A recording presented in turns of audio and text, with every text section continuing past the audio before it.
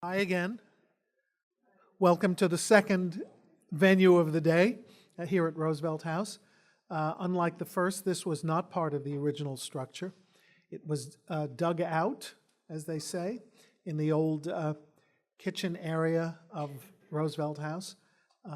After Hunter College committed to creating this space, it was discovered that New York City law forbids backhoes in townhouse situations. So whatever the budget, this area was dug out wheelbarrow by wheelbarrow, which makes it all the more remarkable. And it's fitting that we meet here, not only because it's the house where FDR and Eleanor lived for 25 years. I didn't add when we were in the Four Freedoms room that it's also the house where Franklin Roosevelt spent his entire transition from president-elect to a few days before his inauguration. He used the second floor library, which you're all welcome to see at the end of this program, as his transition headquarters.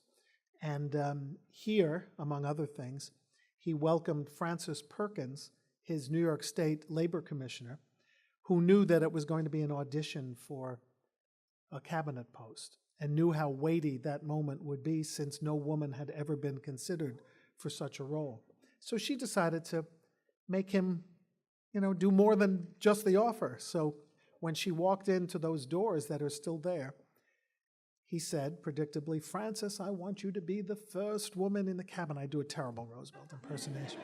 It's the best I can do. And she said, "Governor, only if you agree to work on old age pensions as we have begun to do in Albany." So this house is the place where Social Security was born.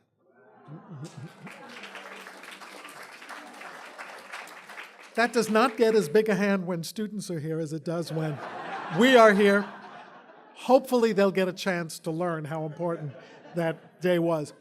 Right across the hall from the library is a classroom, double-sized parlor, again opened up in the Sarah days, with a fireplace. And on the east side of the room, there are two fireplaces facing each other, as there are in the Four Freedoms room. On the east side, Roosevelt wheeled himself in a couple of days after he won the presidency. He had not given a victory speech on election night because President Hoover did not concede. He was waiting for the last electoral vote to come in against him. It was not close, but he held out. And Roosevelt, they were a little annoyed, but he came and spoke in front of that fireplace the next day or the day after. It was kind of an anodyne speech, but it is the first fireside chat in a way. So we also have the distinction of having the fireside from which the first chat was given. Even though it doesn't count in the litany because it wasn't done at the White House, but we count it. The other reason it's fitting to have this talk here is, although Roosevelt had left the House by the time his State of the Union of 1941 rolled around, this was the cradle of his ideas on freedom and liberty and confronting the Depression. And the reason we have the words of the Four Freedoms enshrined here on the wall is not only because, of course, his extraordinary speech was perhaps the most memorable of his presidency, but also because Eleanor, who we celebrate here as well, codified the notions of the Four Freedoms in her post-war work on the United Nations Declaration of Human Rights. And one of our wonderful curators, Deborah Gardner's next projects will be an anniversary exhibition marking Eleanor's work on the UN Declaration of Human Rights. The aspirations may not have been completely realized, of course, but they at least were codified into international law, enunciated by Franklin, codified by Eleanor and her UN committee. So what better place to reimagine the Four Freedoms than in this shrine, where the posters after Norman Rockwell are in our presence all the time, and where we honor that tradition with our students. And I hope you have seen in the labels, the comments by students. Deborah and the heads of our human rights and public policy programs had the wonderful idea of having our students have a sneak peek at the show before their terms ended. And as busy as they were with their final papers and capstone presentations and final study for finals, they had truly insightful and emotional and emotion-wringing experiences confronting the pictures. And Daisy and Pops and others came to Roosevelt House to meet with the students and to talk about their works, which was equally extraordinary, not only to hear the artists on site. There's nothing like a gallery tour from an artist standing in front of his or her own work, but to see the students in response. So all around, this has been a wonderful experience for us. I hope for you today, and we hope for our audiences this summer. So let me again turn the program over to my pal, Lori Norton Moffat.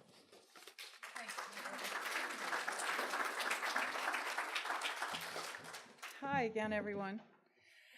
It's wonderful to be in this beautiful auditorium, this place of learning and inspiration. It's wonderful to hear how the Hunter College students have engaged with the exhibition and produced labels. And before we dive into this program, I just wanted to mention another educational activity that's been happening around the Four Freedoms and here in New York with students learning and actually taking civic action inspired by Norman Rockwell. Renee Mills, are you here? Renee Mills is a renowned educator here in New York City at the, yes you are, if I get your school right, the Edward J. Reynolds High School. Edward A. Reynolds on the west side, Upper West Side. And several years ago, Renee brought her students to the Norman Rockwell Museum. She works with students who are in transitional situations, and they were so taken that learning that Norman Rockwell was born around the corner from where their high school is, that they said, why isn't there a plaque to his name, and why isn't the street named after him? So she, working with our educators, began a whole process of civic engagement with these students who worked through the neighborhood council, the borough council, and ultimately the city council and the mayor's office to pass legislation that named Norman Rockwell Place at the place of his birth here in Manhattan. Many people don't realize he was born in New York City. And she's continued this work with her students and has a very special day coming up on Saturday where a plaque in his honor is being placed on the building where he was born. And I know Peggy and Thea Rockwell will be present there that day. We're so proud of the work you do with your students and their civic engagement and civic action inspired by Norman Rockwell. So thank you, Renee. We thank the Norman Rockwell for their support because working for the Department of Education is not easy and initiative. Well, it's a great partnership. Having the support has been wonderful, and every time our students go up to the museum, another door opens. And to be engaged in this has been a 5-year process that we've gone through. With new classes each year. Yes, I have new kids every time. We're in cycles. I have a new set of kids. It's fantastic. So to have this continue, you can say, yeah, I did it, but it's always something from the kids that make you keep going, and they're just, fascinated by Norman Rockwell and what he's given us, and they've grown as individuals, and we are very honored to be able to honor the 75 years of, The Four Freedoms. Four Freedoms, because that's what I started with. That's what attracted us in the classroom, the Four Freedoms, and to have this celebration, have the kids doing workshops. We're going to have a parade and yell in the streets, call Norman out. Well, it's just inspired what you've been doing with the students. Right, and we're led by Albert Bouchard, if you old-timers know the Blue Oyster Cult. He is our music teacher. I thought he was young. Wait a minute. He will be there. All right. He will be there with his kids and the drums, so we welcome you to Yeah, join the parade on Saturday. Thank you, Renee.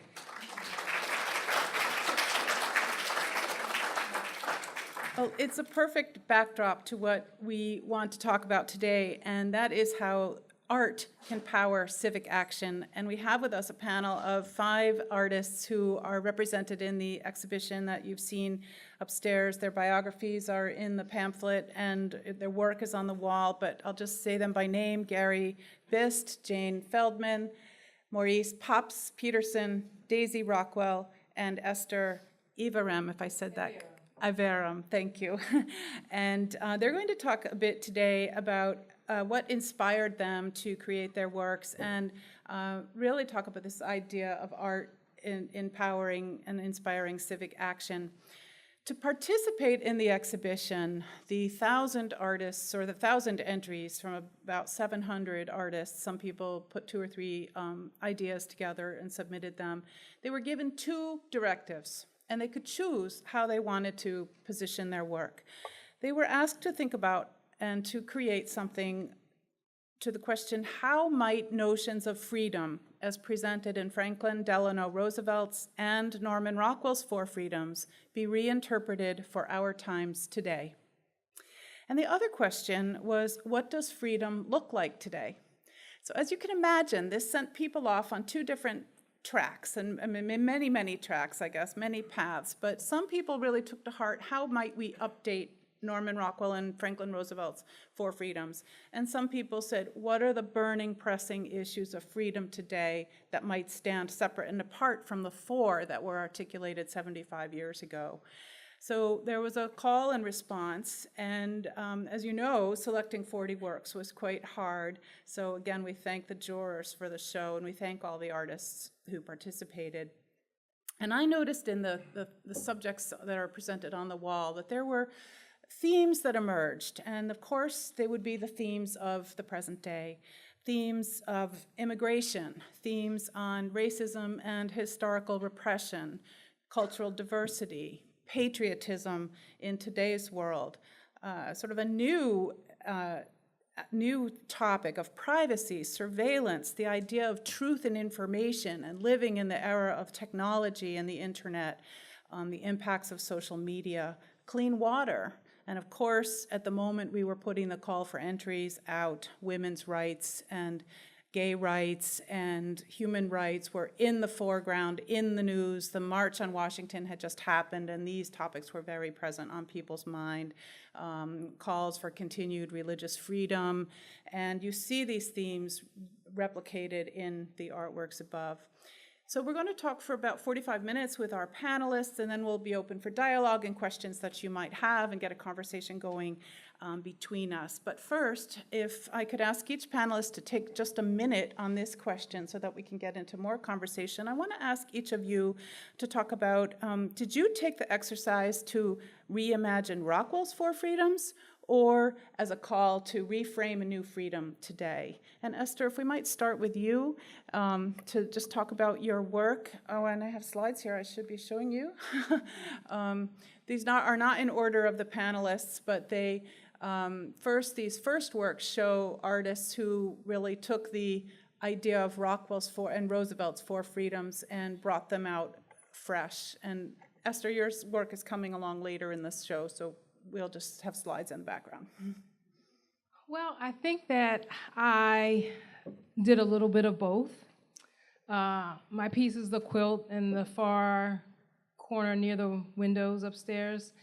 And I think that in creating it, I have almost 4 different levels of the quilt. And you could almost interpret each level as talking about a different freedom, or you could look at it as a whole.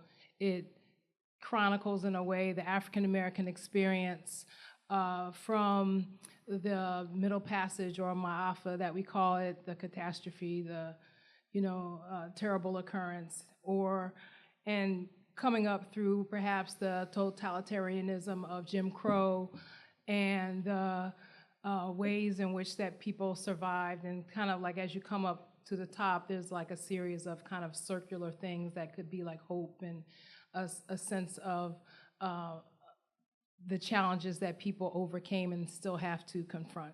So I kind of think of it as dealing with a little bit of both, kind of talking about his his notions of four freedoms and how they either applied or didn't apply to African Americans, even at the time that he called for those. And of course, we see that same theme applied to Japanese Americans during World War II with the internments and the freedoms not applying to all American citizens right as we stepped out into the world to save freedom in Europe. We had a lot of work to do at home, so it's powerful in your piece. Thank you. Daisy, how did you interpret the call? I didn't answer the call because I didn't think it would be appropriate to, put my name into the hopper. But then Stephanie wrote and asked me to contribute, and I was honored to do that. But, I haven't been through a jury process like everyone else. Well, you were Here. among the jury, so we have a combination of jurors and artists in the But show anyway, here. So I wasn't engaged with this work that they wanted me to submit and that I selected as well, was not answering a particular call. But on the other hand, if you're from a family of artists, you're always in dialogue with them. So I'm always in dialogue with both of my parents who are artists and my grandfather. Even, whether you like it or not, you are in dialogue. And so one piece of my grandfather's that's always kind of stuck in my head is the Freedom from Fear, because it's the most enigmatic of the four. It's the one that where it's not immediately discernible what he's talking about. Freedom from what? That's easy, like everybody needs enough to eat or enough money to live and so on. So the other ones are things that are very clear, but freedom from fear, what does that mean? And I think it was definitely in response to that historical moment, and it has kind of resonated in my mind a lot since 2001 when we started talking about terrorism all the time and the war on terror. So a lot of my work has been exploring the idea of being at war with fear and thinking of emotion as an enemy that are we trying to tamp it down, or are we supposed to keep it alive in phrases like, if you see something, say something. So the works that I have in this, it's a series of 8 paintings that go together, and they're of mug shots that I found randomly on the internet. I went through thousands of mug shots, and they're of women who have just been arrested, usually for minor crimes, and I'm kind of exploring the facial expressions, trying to understand what that feeling of fear is that somebody would have when they're facing incarceration. So it's a critique of the carceral state and of fear and how it lives in our society. So in that way, it engages with freedom from fear and what it means to us today. Thank you. It's so moving. And Pops, like Daisy, you've been working with this material in advance of this exhibition and were invited to jury the show. Maybe you'd talk about what has inspired your piece. It was quite a bit of serendipity that I bought a building right across from Norman Rockwell's home and put a spot in it. Well, in the day that Rockwell lived, he actually died right across from the funeral parlor, which is where my salon is now, and he was embalmed in our staff room. And I had gone to art school and hadn't done any painting at all for 30 years, and all of a sudden I got the idea, I'm going to do some paintings again, some drawings. And that went really, really well. And then it occurred to me, well, why don't I live here right in Stockbridge, why don't I just recreate Norman's work as if he were doing them today? I just thought it'd be fun. And I did a few of them, and it was just incredible that learning more about him and how all through his career at Saturday Evening Post, he was not allowed to do any pictures of minorities unless they were in menial roles. He was very restricted, and I really caught his spirit. I felt his spirit in me, and I wanted to do what maybe he would have done if he were allowed to do it in his time. We know from the works he did later in his life that he was very passionate about social issues and human suffering and compassion. And the work started to really have a much more power than I ever intended or expected they would. Some of them are just delightful, some of them are more dramatic, but what I've been showing is today's modern landscape of the people who live here and love together and making them feel like they belong. So unexpectedly, I would see in the collection I did, people would stand in front of them and they'd be crying. And I realized it's because in all these wonderful works, we never were shown. And then all of a sudden, here we are, we're on the scene. We actually do count now, we belong. And so it really has been inspirational to me. The kind of responses I've got have been just mind-blowing. And so I've made it my calling to continue to recreate these works and also to do my own works that reflect today's political landscape. So I don't want to take too much time, so I'm going to move along to Jane. Okay, I would have to say, as you mentioned, it's probably a bit of both. I have always resonated with Mr. Rockwell's work personally and professionally. I'm a native New Yorker, third generation, but I have also been in the Berkshires since I was 8. I lived in Stockbridge. I worked at the Red Lion Inn. I did march in the parade every year. So it is personal and professional. Also, like Mr. Rockwell, my foundation came out of advertising and fashion. I learned the power of the image there. But I also couldn't perpetuate eating disorders, drug abuse, false sense of beauty. So, but I took what I knew about the power of the image and put it to work by confronting racism and doing other really powerful things. When it came down to the show, I reinterpreted several of the pieces, several of the freedoms. I thought sometimes my more cutting edge, like I did a friend who's a yogi sitting in Times Square with military police behind her, strapped with Uzis, and she's trying to keep calm. I thought that was pretty powerful. What I learned later is that the choice that I made was to do a group of people in a circle, their heads together, very multicultural piece. Oops, there it is. And that's real. Where I parted company, I know Mr. Rockwell had amazing relationships with his models, but I like to find people who have relationships, because I think the camera shows that. These are not people that were paid to symbolically do this. This was after a universal worship service where people read from the Bible and the Quran and the Torah, Native American studies, and where all faiths are welcome. For me, that's essential. I've been incredibly blessed to travel with Archbishop Desmond Tutu the last 20 years, and his best friend, the Dalai Lama. And the two of them always remind us that their religions are different, but their faith is the same. They believe in kindness and compassion. And I think we need to hear that a little bit more, so that's what I tried to do. Thank you, Jane. Gary. Thank you. Gee, I don't know where to start when I think about Norman Rockwell. We saw his work about 20 years ago in Berkshire and totally moved by it. And when I saw this on the internet, that it was up for discussion again, there's the piece that I was involved with. I didn't know where I was going to go. Like most artists, I thought, well, I'm just going to dabble and start thinking about it. And yesterday, we happened to be over at the New York Historical Society, which I encourage everyone to go and see the originals. And one of the interesting things about it is you see his process. And those 4 pictures weren't just conceived magically out of thin air. He was just like everyone else. He kind of tried things this way and that way and so on, and he eventually ended up with something. And for me, all the 4 paintings are powerful, but freedom of speech to me is the heart of it.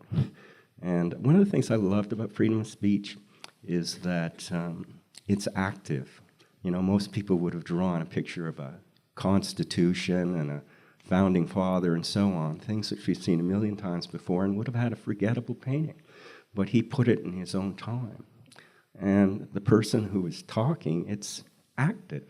You don't actually hear what he's saying, so it's up to you. But I like the idea that he conceive these two together. The idea you have the right to speak, but also you have a responsibility to speak. It's really powerful. The more you, I'm sure Laurie could tell you this, but the more you see Rockwell's paintings, the more you'll see in them. It's just, they keep on growing and growing. And I have a feeling 100 years from now, we'll all be back here again, another different group, the whole thing discussing the same issue about freedom all over again. My picture, essentially, when I had to figure out, okay, I was like Norman Rockwell. There's a painting in his at the New York Historical Society, which shows him facing a deadline. And all artists in this room know what it's like. And he's just staring at this blank canvas, trying to figure out, what do I do now? You know, especially if someone's paying you for it, you better deliver something. So he, he struggled just like the rest of us. And for me, it just happened. It was chance. I just saw all these people walking through the snow, and that's what they're doing here. They're just families, and it's called Refugee Families in Winter. And they're trying to get to some place, hopefully where these 4 freedoms exist, even if it's utopia. And right at the back is a big forest, and that's like the barricades they face. So they got to go all the way through the snow with a very slim chance that maybe they'll get in. That's it. Thank you, Gary. I think I remember photographs in the news of people trying to migrate across the Canadian border in the snow and leaving some of their belongings behind as they crossed, and that's what your picture reminded me of. Art has been used by rulers, by government, as propaganda for centuries, millennia, really. And artists have also used art as a vehement form of protest. So the question is, why is art such a powerful tool? And Daisy, I wondered if you might talk about your thoughts about, do images communicate more powerfully than words, and what can artists accomplish through visual media that's different from the spoken word? Well, it's not just the spoken word, but also the written word. You know, I also write and I translate.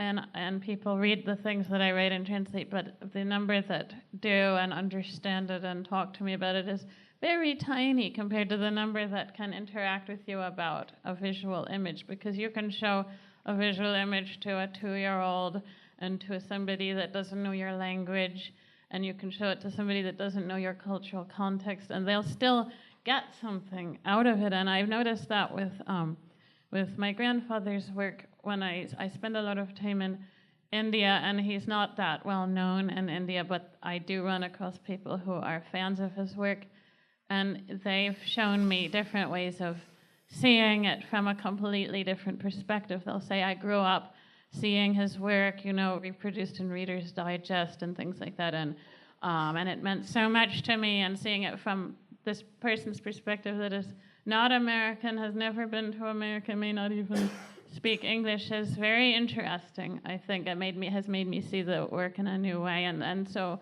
I know that that's conveyed to me as an artist, how much you can speak to other people through images. So whenever I make a painting, I put it immediately on the internet and I post it on social media. And we were just talking about, should you hold back for your show?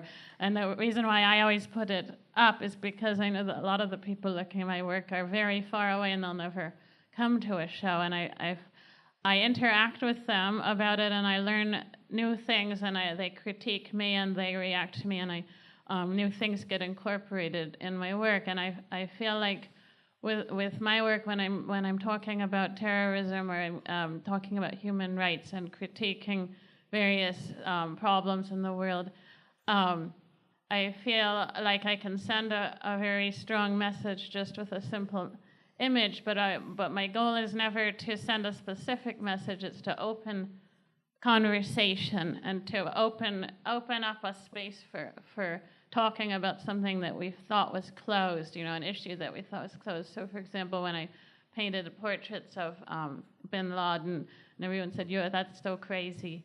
Why are you doing that? But I sort of I wanted to think about, who is this person? We've closed the conversation. We no longer know how to talk about him. He's become a caricature. And it's the same actually with Norman Rockwell's paintings, that we're so used to seeing them that it's hard to reopen the conversation, say, what was he trying to say to us? Because we say, oh, look, there's freedom from fear. We don't even have to really look at it. You know, like, oh, that's the Thanksgiving turkey one. You stop thinking about what he's actually saying about want and people needing things in the world. So this kind of exhibit is, is another way of opening a conversation and reopening a conversation, that art can do that in just a second, that somebody can suddenly look at something and say, oh, I hadn't thought about it that way. And you can have a new conversation, whereas if you write an essay or give a speech, people can tune you out. So images really speak, I think, much more strongly than words.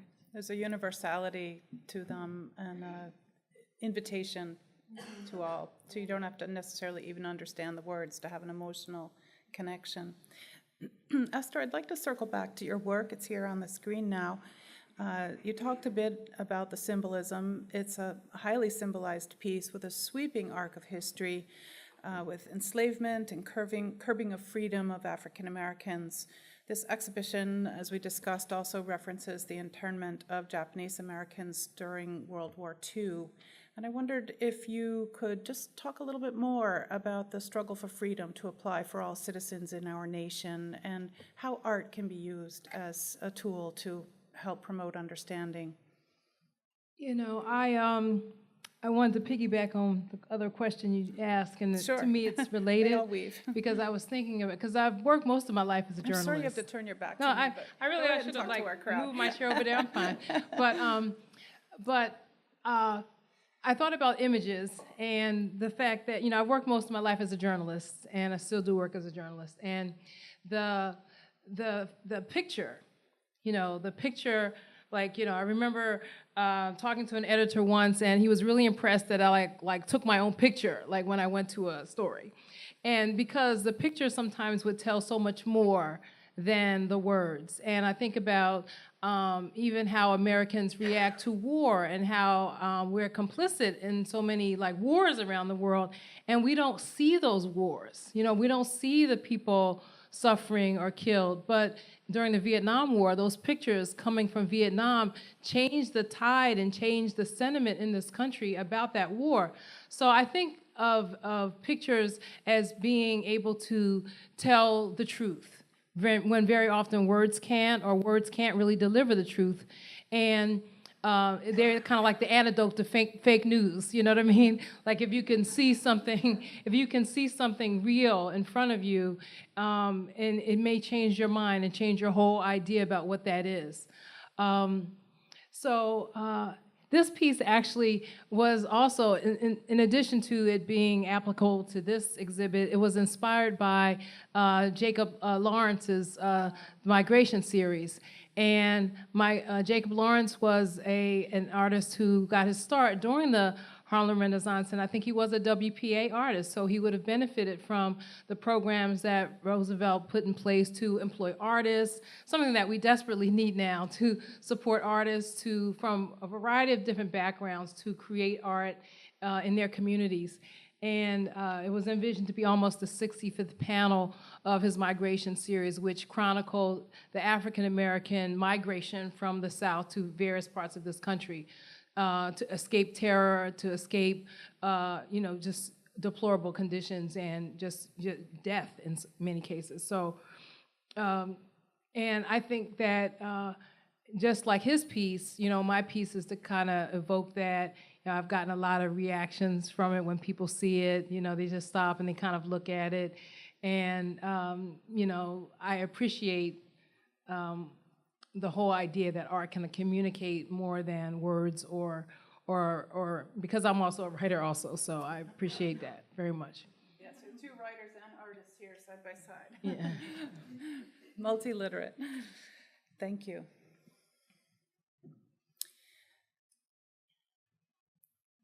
Gary, immigration and migration, as Esther mentioned, is at the top of the news feed domestically and globally today. How do you think, or surmise, artists can influence governments and citizens to create safe countries and afford safe passage for millions of migratory people on the move, seeking a safe place to live, or finding shelter and safety in their own home countries? Can artists have a role in that? Gee, that's a really big question to to be thrown. My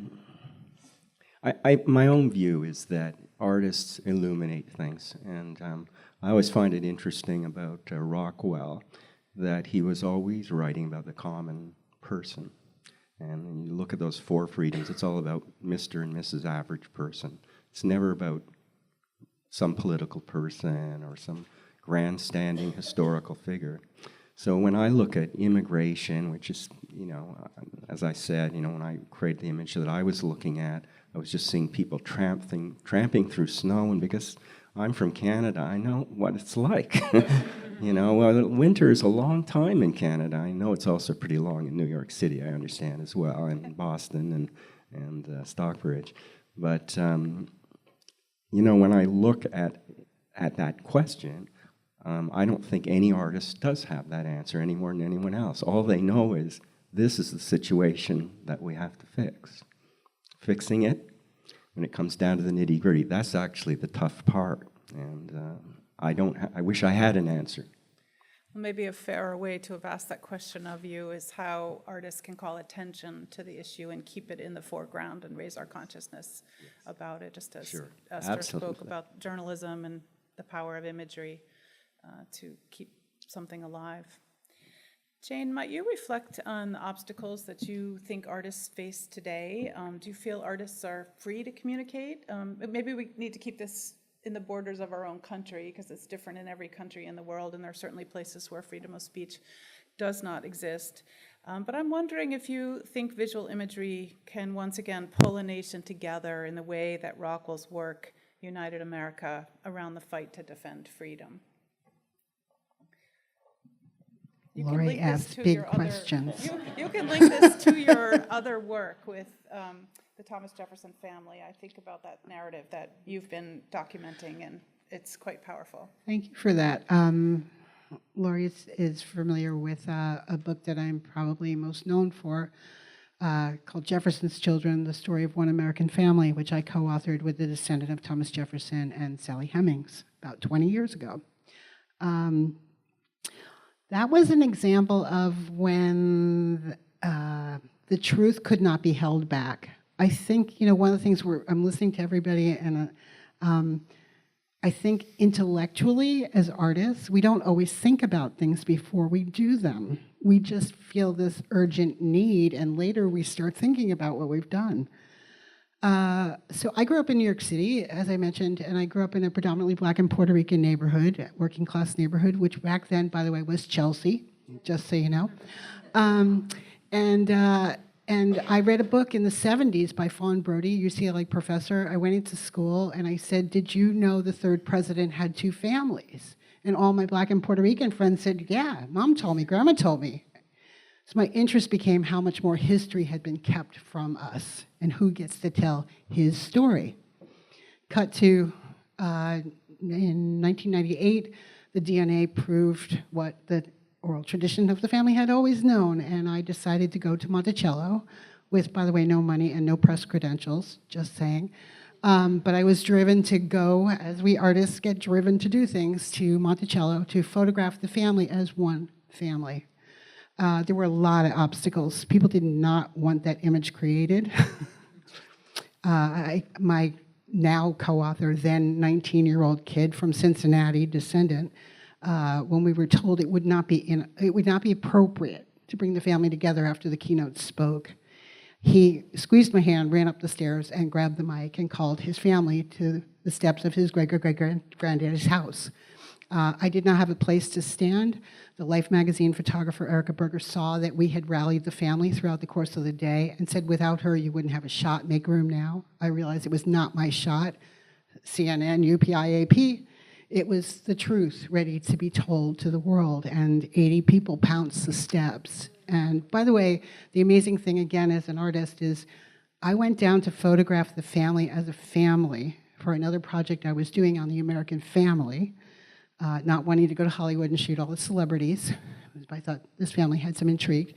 Anyway, long story short, when you do follow your gut, I have to tell you that I called the senior vice president at Random House at home on Saturday night, which is another rule broken. told her what had happened. She demanded a proposal on Monday, and on Tuesday we had a book deal. Also doesn't happen, just saying. But again, when you follow your heart and you trust what you're doing, it's so bigger than us. We still feel the ancestors saying, come on, America. We have so much work to be done. It's not a black story. It's not a white story. Most of us are descendant from many different heritages. And until we have language to even talk about it, we are going to see what we're seeing right now. So in this room, we all got work to do. Thank you, Jane. Pops, you were a member of the jury. It was a daunting project, 1,000 images to go through. Thank you for those of you in the audience who also juried. If you've never juried an art exhibition, you feel a great deal of responsibility because you know how hard each artist has worked.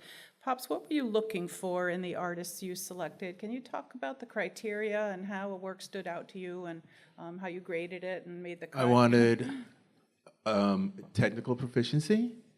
I wanted beauty.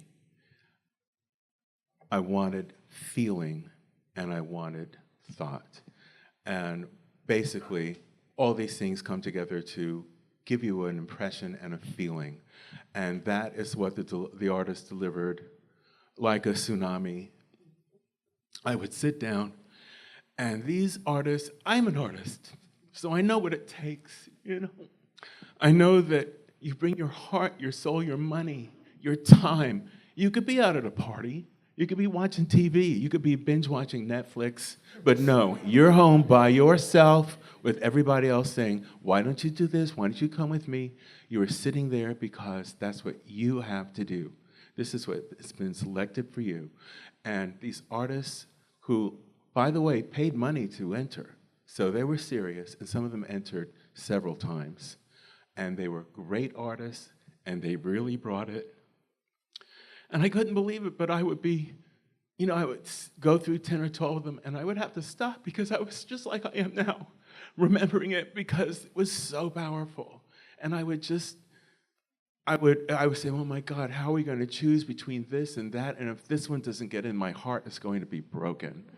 And I must say that some of them that I really love the most were not chosen, so my heart is broken, but so many of them did get in, and you can see the results. I mean, it was very arduous to go through 1,000. It took quite a bit of time. But what slowed me down the most was that so much emotion, so much information, so much passion was going through me.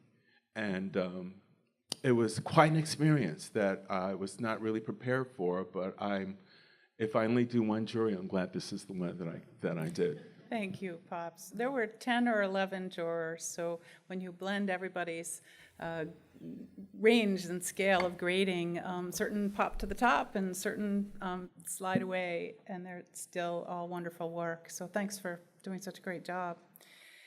Can I thank you?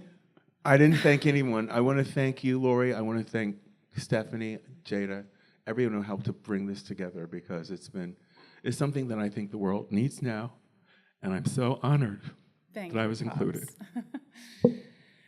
So you've met a number of our Rockwell family members who are here today, and last night we had Roosevelt family members. I'm not sure any are here today from the Roosevelt family, but I know last night, I don't know if you had a chance to meet. I wanted to ask a somewhat personal Rockwell question, if I might. And Daisy, I'm directing this to you. You came late to painting, although you had painted as a younger person, but you talked about your academic work and your translation work and your writing. And not all of you know, but Daisy comes from a long line of artists on both sides of her family. Her mother and grandmother on her mother's side were talented artists, as well as her father, Jarvis, who is here with us, and her grandfather, and antecedents before them. I just wonder, how you came to your painting. Why did you wait? When did it come to you? Was it a conscious choice, or were you drawn to it? Might you share a little bit about your personal journey as an artist? It's, as you just described it, a lot of baggage that I have. That was much more succinct than my question. So I think I went into an academic field sort of hoping to think maybe I don't have to deal with the baggage. I'll just leave it, you know, in the coat check room, and I won't come back again. And so I spent about 15 years doing no art at all, and did a PhD in Hindi literature, and I had worked in academia, and I became more and more unhappy, and I was unhappy with academia, and I was just generally very sour and angry, and then I had a job at Berkeley. I was running the Center for South Asia Studies, and I just quit, and everyone was mad at me because I didn't have a job to go to or anything. I just left. But I had no idea what I wanted to do. I thought maybe I'll write, but I never thought I wanted to do art again. And then I was living in Palo Alto at the time, and I was walking down the street, and there was a little art school. It was kind of for engineers' wives to do something while their husbands are away or something. And they were having an etching class. And so I thought, oh, I never really learned how to etch, and I've always been kind of curious about it. My father knew how to etch, and my grandfather knew how to etch, and so I started taking this class, and I started making etchings of the founder of Pakistan, Muhammad Ali Jinnah. I don't know why. I just kept doing it again and again, and I started to get annoyed because the print room would get locked at 5 p.m. and I even snuck in sometimes, like I hid in the print room. And I thought, why can't I have an etching press in my house? You know, it's only like 2,000 pounds or something like that. And so then I thought, well, I'll just, to cut corners, I'll paint. And so that's how I started painting again. Like, I just thought, well, I have these things to do, and I'll just paint them. I would prefer to print them, but I'll paint them. And then I just started to paint more and more and more, and I realized I had this massive backlog of, that 15 years when I hadn't done any visual art at all. And so a lot of my earlier work starting in 2006 was all related to India and South Asia, and then I started bringing in my thoughts about terrorism and 9/11 and things like that. So it was kind of more like a thing that I couldn't avoid, my baggage. And at first I was painting under a pseudonym, which is the Urdu word lapata, which means missing. And I would put things up on my friend's blog, and he's Pakistani, so I posted paintings up there, and people started to really enjoy them. And then I realized they thought I was a Pakistani artist. And then I realized I might get in trouble, like these people that pretend they're a Syrian lesbian blogger, and then they turn out it's like a white guy in Cincinnati or something like that. So I realized, okay, I'm gonna you can't get rid of baggage. Everybody has baggage, and I'll just accept the baggage that I have. And so ever since then, I came out and have been publicly related to Norman Rockwell and the rest of them since then.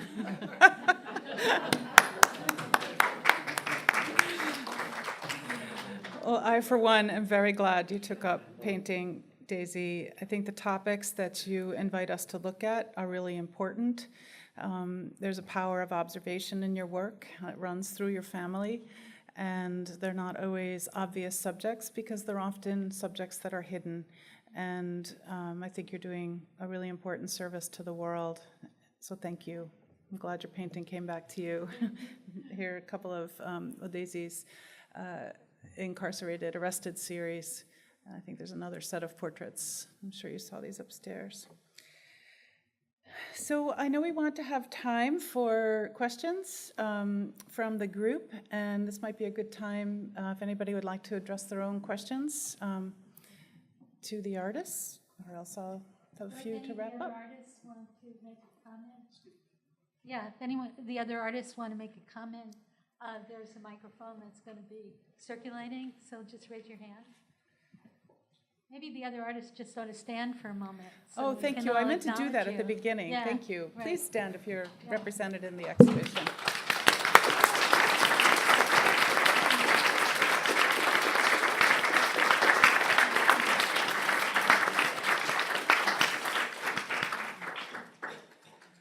Any questions people would like to address to the artists? All right, I'm going to throw out one last question then. I'm going to make this open to the panel. Can you think of another time in recent years when a president or the government sought the help of artists to communicate national values in the way that President Roosevelt did during World War II?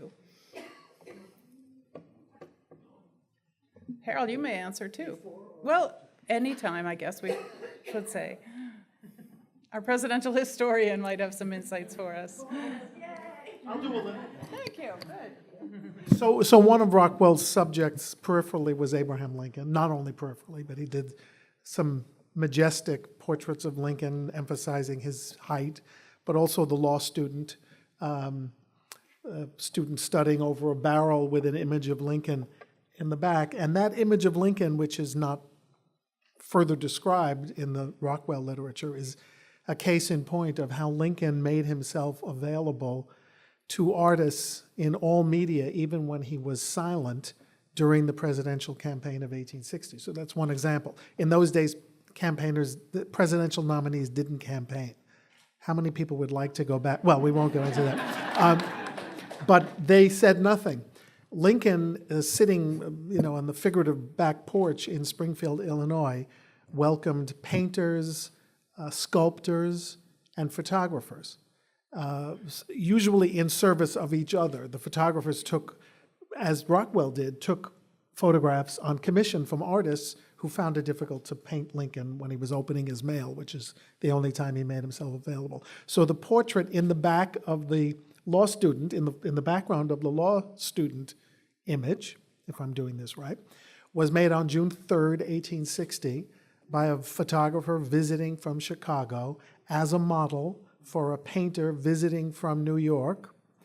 The painter made his image, took it back to New York. It was made into a campaign lithograph, and thus, as you said before, Lori, and the artist did, a visual became a powerful reminder of Lincoln's virtues of simplicity and ruggedness in a period where he was remaining silent. And I believe, as modest as Lincoln was about his appearance, he consciously used imagery to bring out these qualities that he thought were marketable, a word he never used, to the voting public.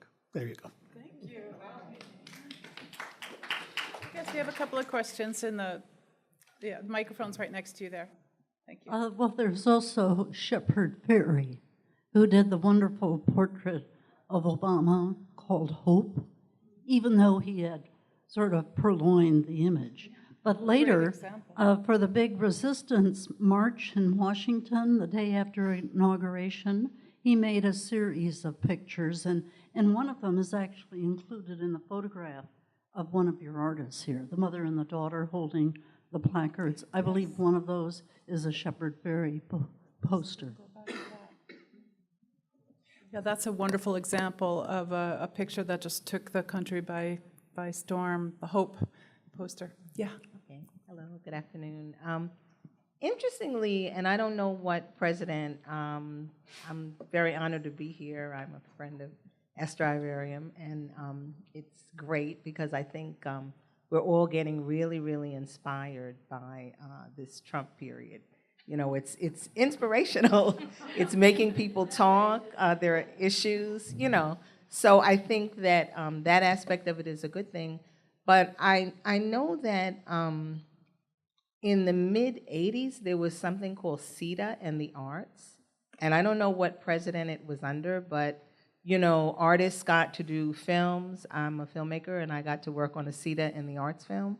And I don't know if it was just local to New York. I live in Harlem, but there was like things for actors, and it was called CETA and the Arts, and presentations were made in Washington.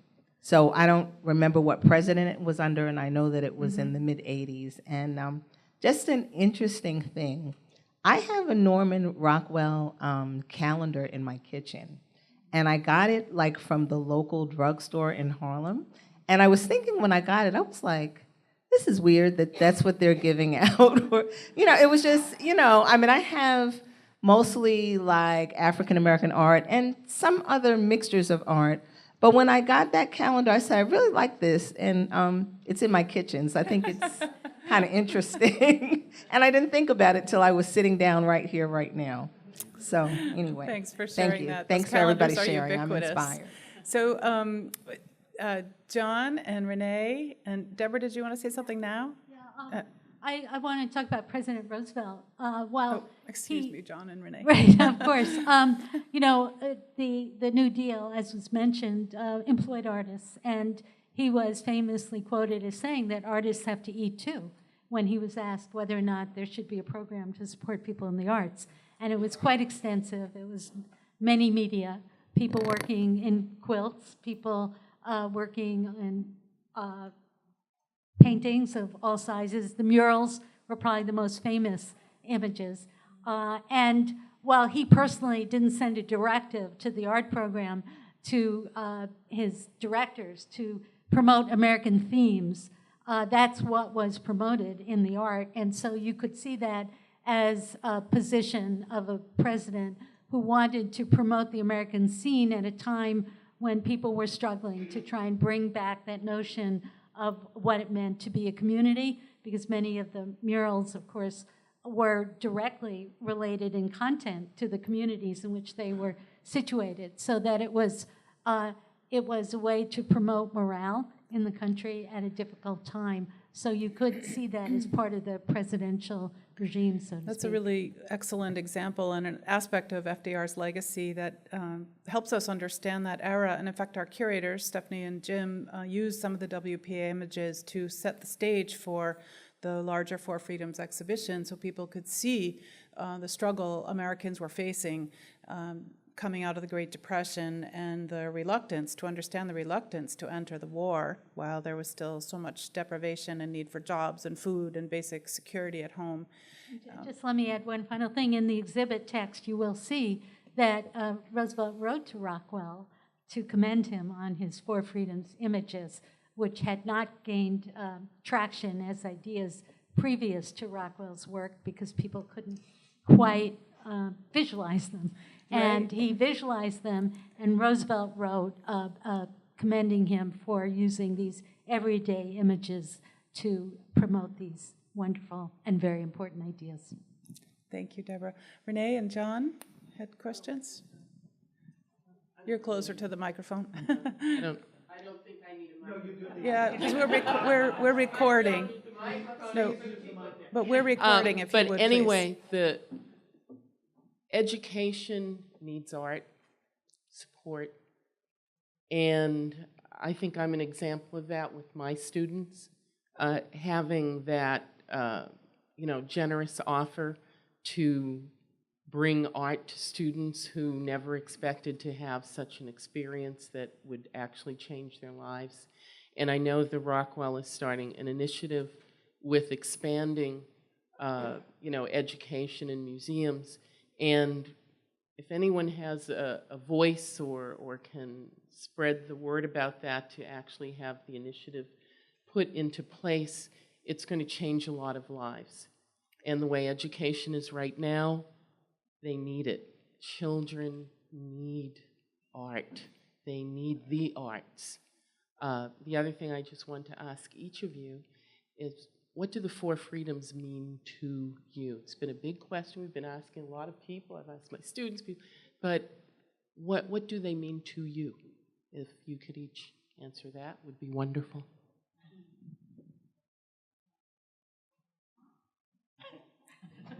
Who wants to go first?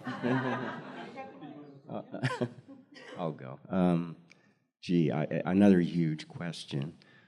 We happened to be at the New York Historical Society yesterday, and it's filled with children.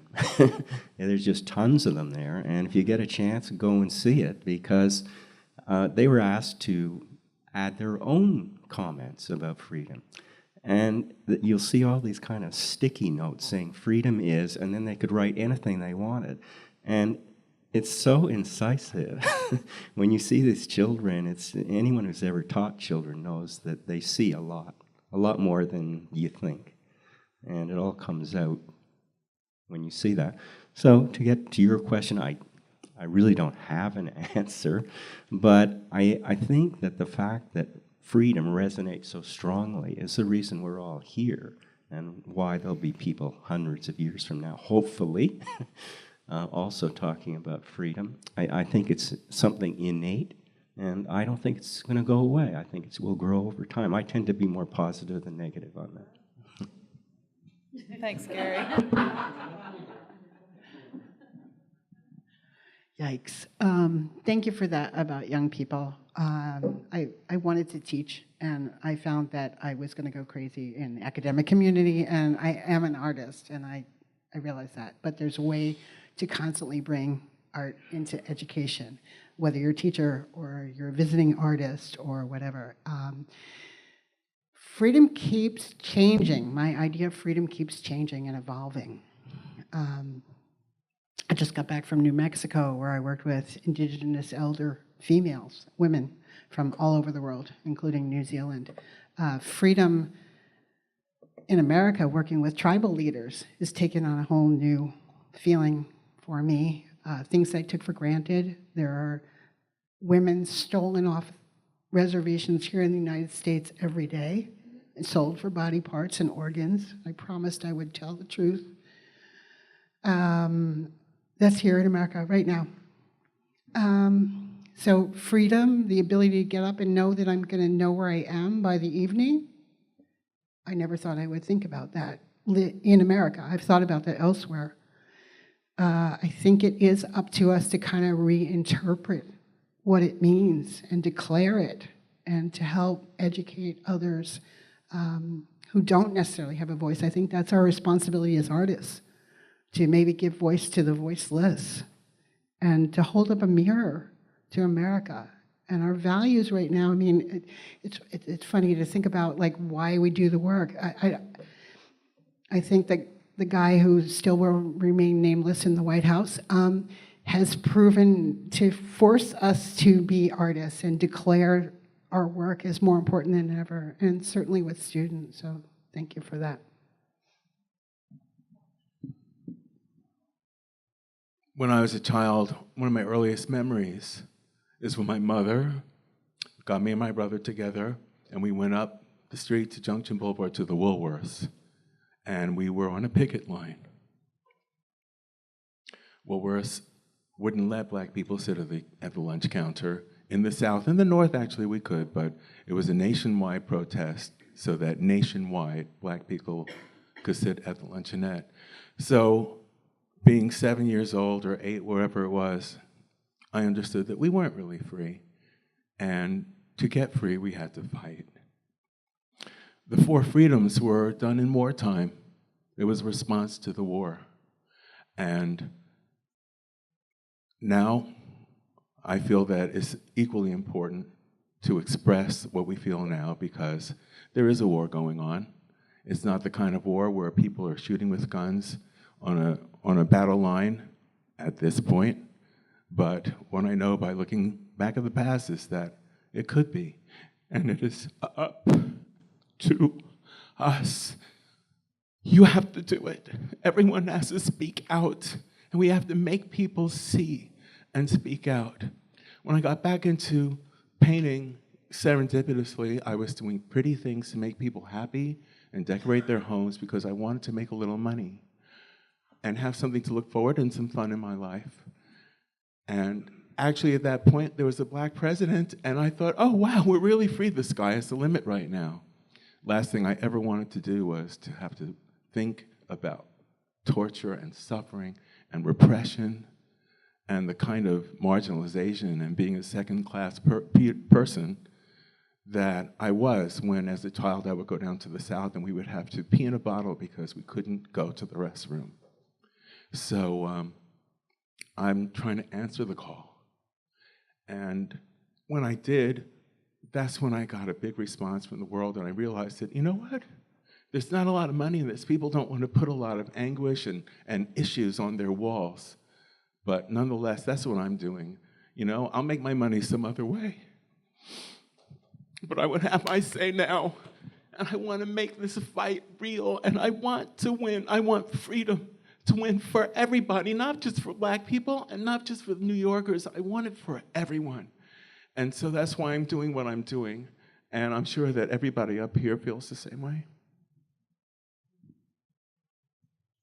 ever since this show has started to come together, I keep thinking about, like, it just kind of rattles around in my head, the 4 freedoms. I keep thinking about, in my head, I keep thinking there's more, there has to be, we need more than 4 now, that the 4 was great for that moment, but as I think you've all expressed that different way, but I keep thinking of the 5th and the 6th, and we joke about it at home, like just random things are the 5th and the 6th, but things like freedom from climate change and freedom from propaganda and freedom from graft, and the more this presidency goes on, you think of more and more things you'd like to be free of. But but we keep talking about how we'll all be here in 100 years talking about these same things. Well, we won't if we're not free of climate change. So there are a lot of things that are really pressing now that Roosevelt and Rockwell didn't know about, and I feel that is the job of artists and educators and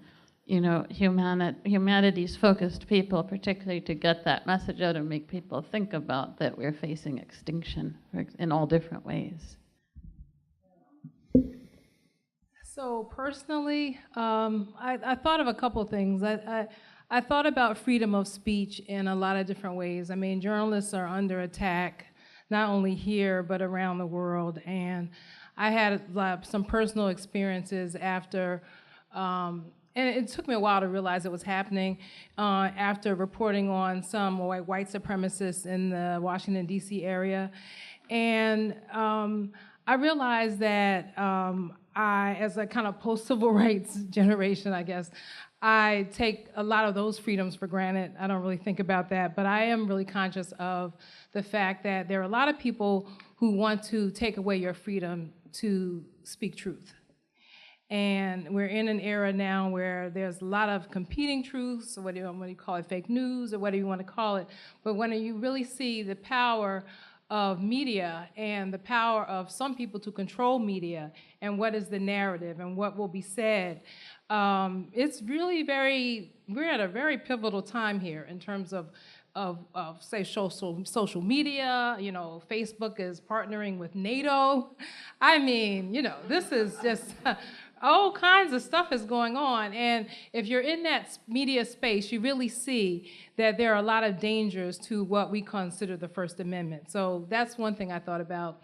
The other thing I thought about is the fact that there's a certain freedom involved in being an artist. Okay, I come from a working class family. My mom was a garment worker, my dad was a steel worker. And, when I told my father I was going to be a writer, he said, baby, there's no money in that, And he was just really concerned about me. He didn't want his daughter to be what his generation would say, out of doors. I don't want you to be outdoors, basically homeless, So,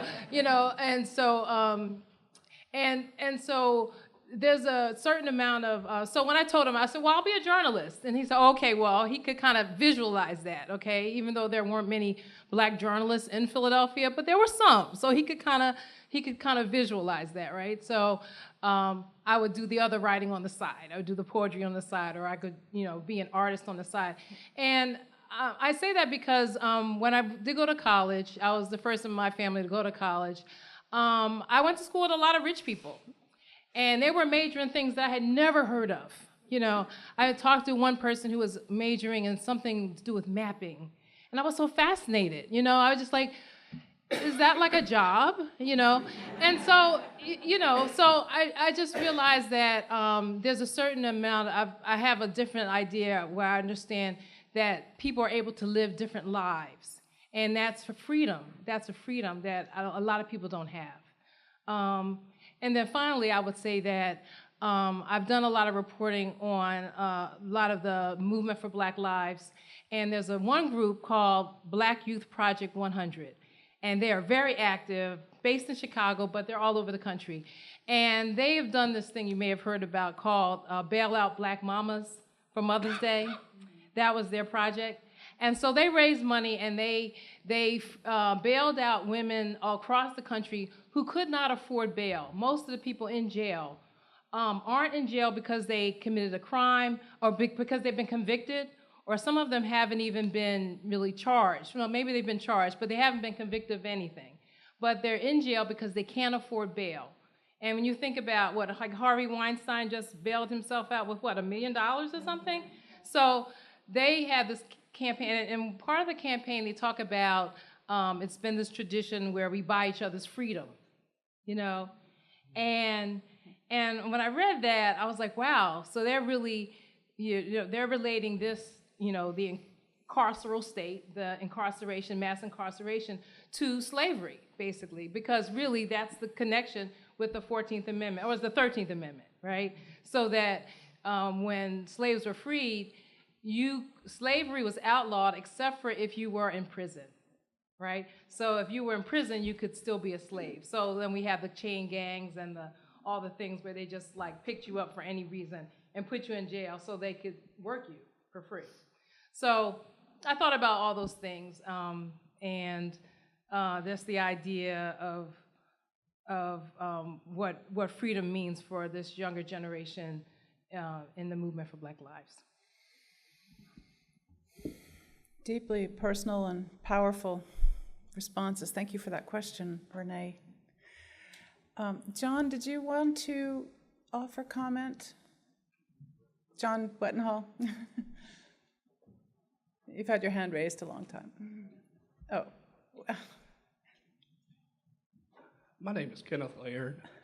Excuse the cold that I have. I would like to respond to what Pops is saying. I actually did the piece in the show called Fake News. I did a master's thesis at Syracuse in 2002 on African Americans depicted in American illustration, from the introduction to slavery to the civil rights movement. And I did want to say that images, not words, changed my life. I'm from Memphis, Tennessee. Go to the Lorraine Motel and stand on that balcony. Go to Atlanta, Georgia, and see that cotton wagon Martin Luther King Jr.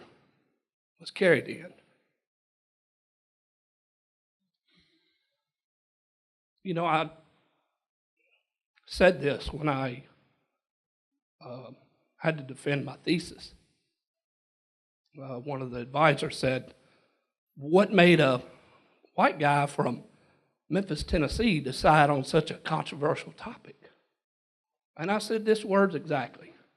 Just let me explain something to you. I come from Memphis, Tennessee, yes. And I said, you know what? I grew up in a time when the N-word was passed around as common as mashed potatoes. I figured if I did this thesis and I could spend 3 years educating myself about individuals that I didn't know anything about, or I thought I knew something about, I could change things. I was invited to be in this show, and it's an honor to be in this show with so many people with passionate causes, and it really, really is going to cause me to put more thought as I move forward in my art. Thank you. Thank you, Kenneth. So our last comment will come from John Wettenhall, the director of GW University Museum, which will be presenting this exhibition next winter. Laura, you asked about presidential politics and presidents' relations to artists, and I wanted people to know that that relationship has changed over since the time of FDR. My internet wasn't working here, but I would recommend to many of you, artists in particular, to look up a speech by John F. Kennedy on the dedication of the library at Amherst College. It's a speech 1 month before his assassination where he analyzed the role of artists not to illustrate national values, but to question when the nation falls short of them. And in that speech, he said the role of the artists is to pursue their vision and let the chips fall where they may, because in serving their vision of the truth, the artist best serves the nation.